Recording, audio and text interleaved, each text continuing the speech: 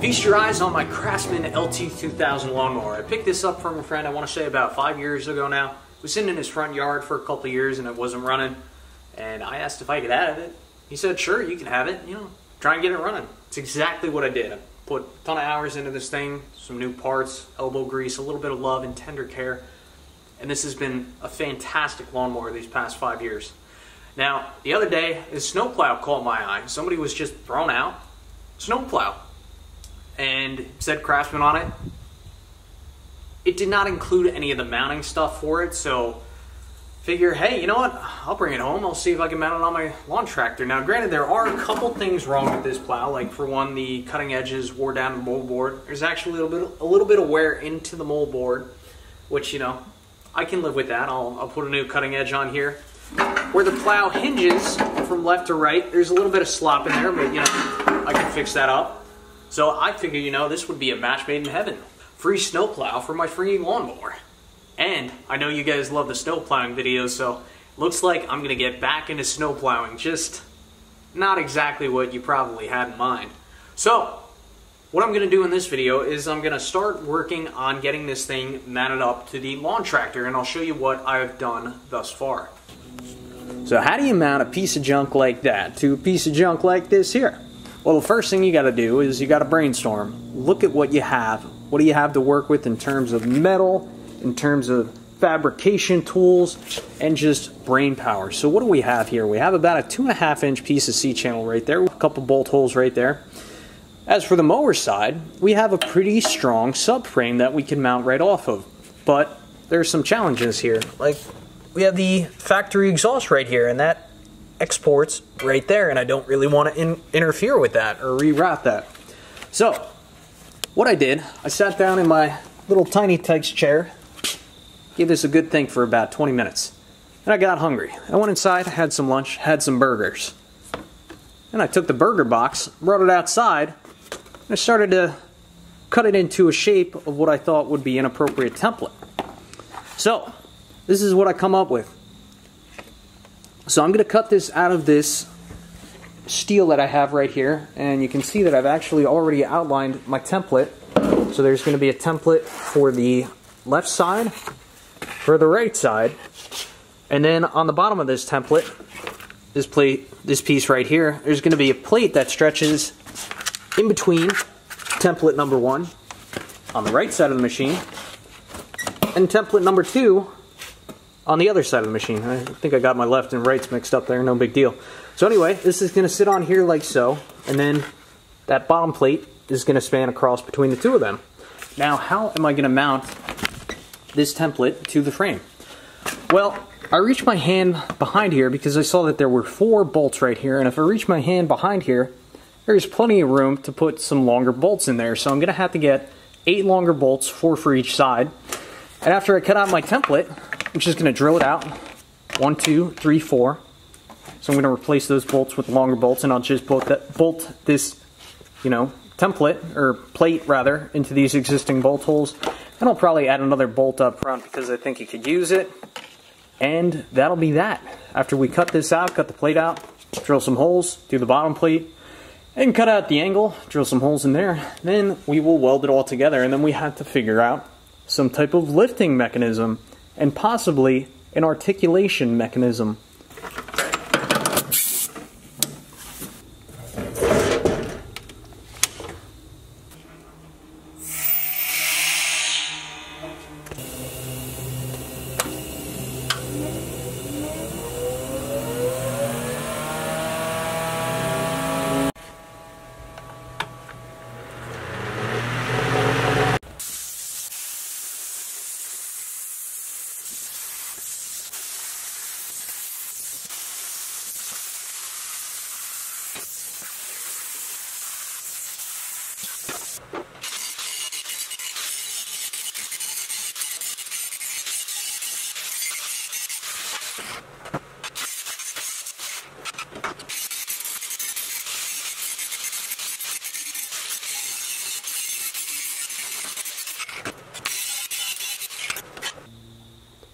Well, I got the brackets roughed in. If one thing's for sure, when it comes to cutting with a plasma torch, my hand is shakier than a whacker packer.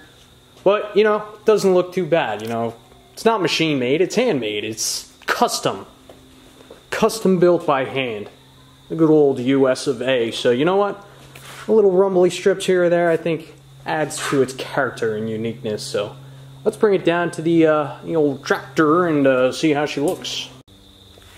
Well, if there's one thing you guys take away from this video, if you're just starting out in welding, do not buy your welding equipment from Harbor Freight. Almost everything I bought from there is junk. Their welding gloves are junk. These magnetic right angle clamps, they're absolute junk. The only decent welding stuff they sell there is actually their flux corded and solid corded wire, but you know what, you get that for the same price on Amazon nowadays, so stay away from Harbor Freight. But I just wanted to give you an idea of what she kind of looks like when she's roughed in.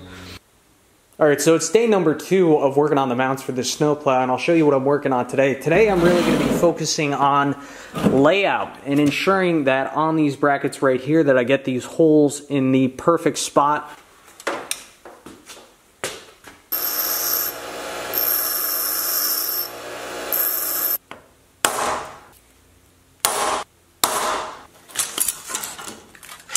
So here you're going to see me fire up the old Hobart 210 welder.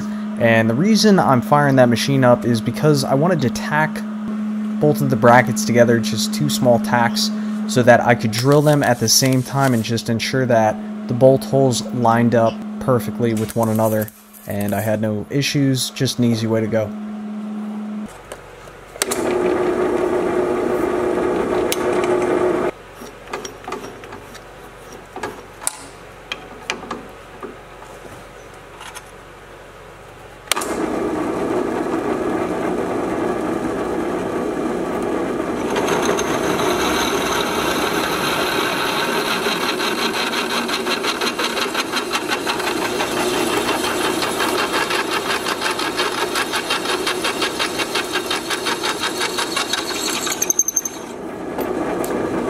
I should be able to break this little tack weld apart with a chisel, and then after I break this one side, I should be able to unfold the other side and it should come right apart.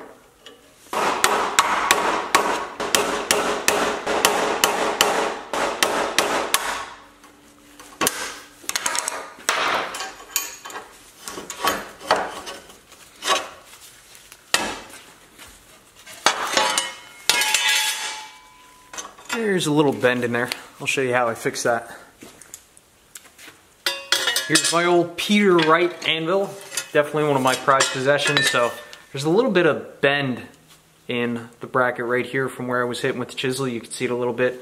So the bend is going downward. So all you do is take it, put it on a hard surface. With the bend facing down, just give it a couple taps. There you go. Good as new. Nice and straight.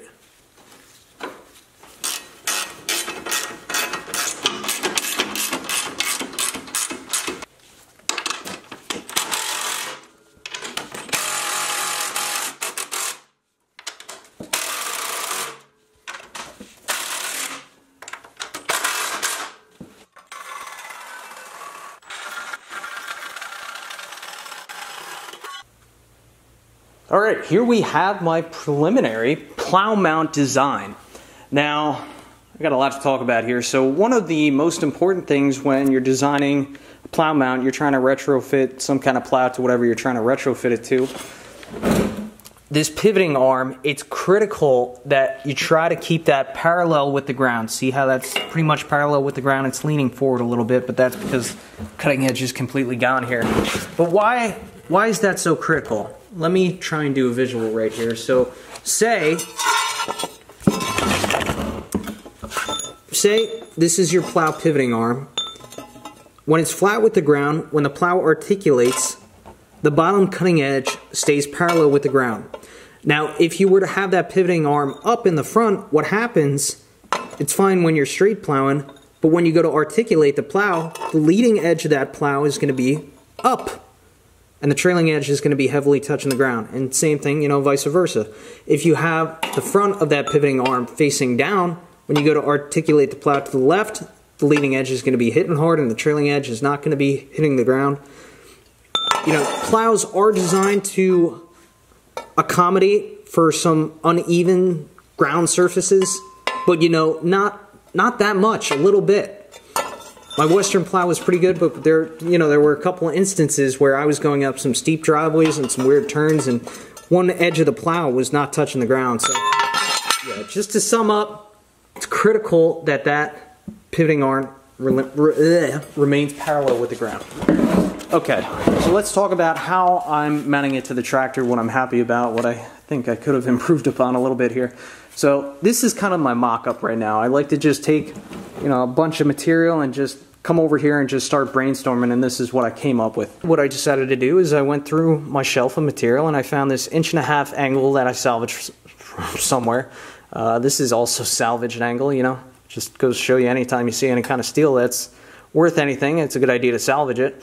So anyway, I'm going to take this 1.5" square, I'm going to weld it directly onto this C-channel, so this is going to be fixed. I'm not really worried about that. I think weld right there, that'll be plenty strong for this application.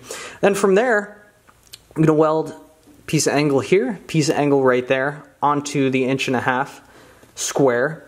And then from there, there's going to be a hole going through this bracket, through the angle, and then there's just going to be a bolt or a pin or something like that there. Now, one thing I'm slightly concerned about is this is going to be a friction pin. There's not going to be any grease fittings or anything like that, and I want this thing to last for a fairly long time. Of course, I could always build up that pin if it wears, but what I'm planning to do in order to prevent wear of that pin is after I drill my hole and I make sure it's centered or wherever I want it, I'm going to add a couple washers probably on the outside of this bracket right here, just as kind of like, just to aid in the wear of the bracket. So that'll reduce bracket wear, it'll reduce pin wear, and it's just, I think it's a smart thing to do. I don't think I've really seen that too much. That's kind of like a redneck thing to do there, but it'll work just fine. So are these brackets going to be strong enough for what I'm doing? I think for the most part, yes. Now, when I think about a snowplow, what kind of forces is the bracket going to experience? Well, when you have the plow angle to the right, there's going to be a lot of pull right here. The plow is going to want to pull away from the bracket right here, and it's also going to want to push on the bracket right there. So because these brackets are positioned, how they are, most of that force is going to be either pulled directly from the frame or pushed back up into the frame. So I think for the most part, we're going to be fine.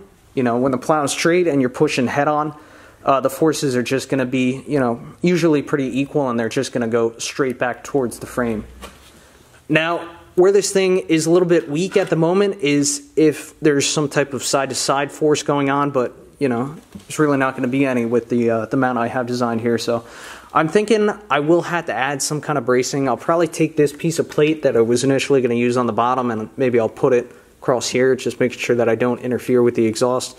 And that's another important thing. I didn't want to interfere with the exhaust at all. So with this design, there's plenty of airflow for the exhaust to, shoot out the front there and not interfere with anything. So I got a lot of cutting to do, I got some welding to do, and after that, then I'm going to have to figure out some type of hoist mechanism. So got a lot to do.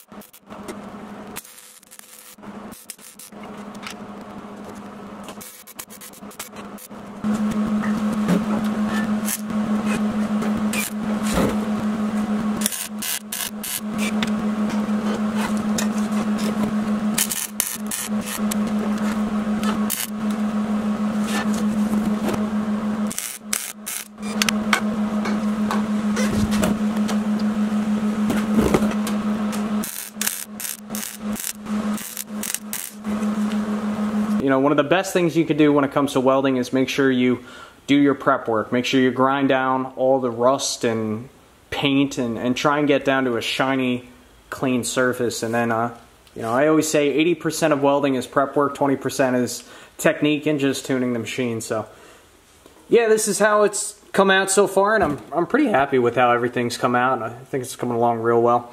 So I know earlier I was initially saying that I was going to need to drill holes through this bracket into the frame. because there wasn't really any support for the front of the bracket there. Sorry about the focus.